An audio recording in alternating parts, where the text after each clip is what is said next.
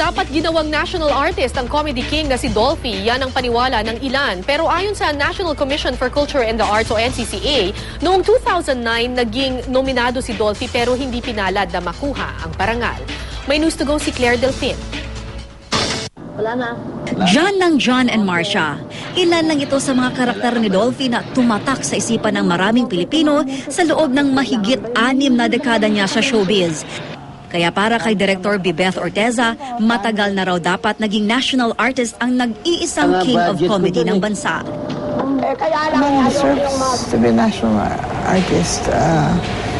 He's bridged certain gaps in the performing history of the country, from the stage show to radio to television to film. Maging ang anak ni Dolphy na si Rolly Quezon nang hihinayang na hindi ito naibigay sa ama nung siya'y malakas pa. Parang late na dapat nga nabigyan na hindi kung kailan ganyan na tsaka pa.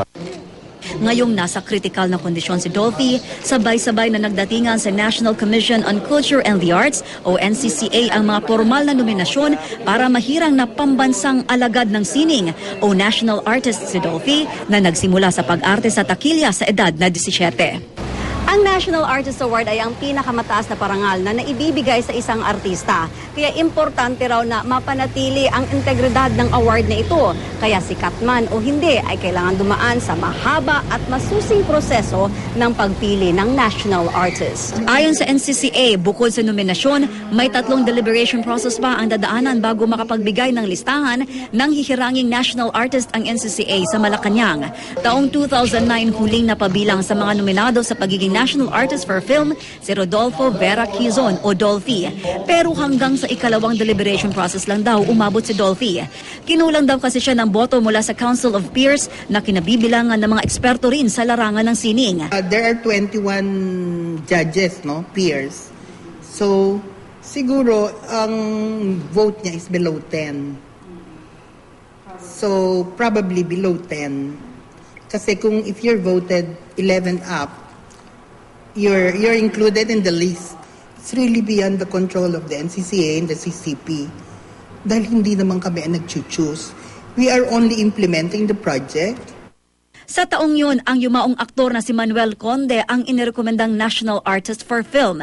Pero naging kontrobersyal ang pagbigay ng Malacanang ng National Artist Awards noon nang mapabilang sa kanila ang direktor na si Carlo J. Caparas.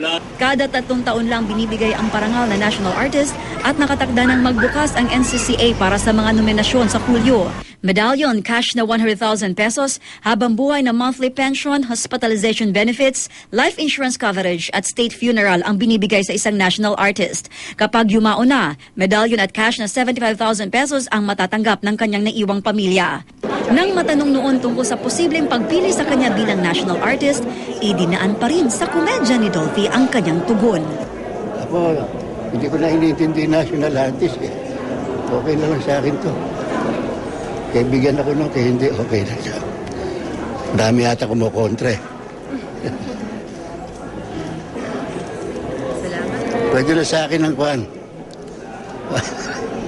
Ang national arthritis.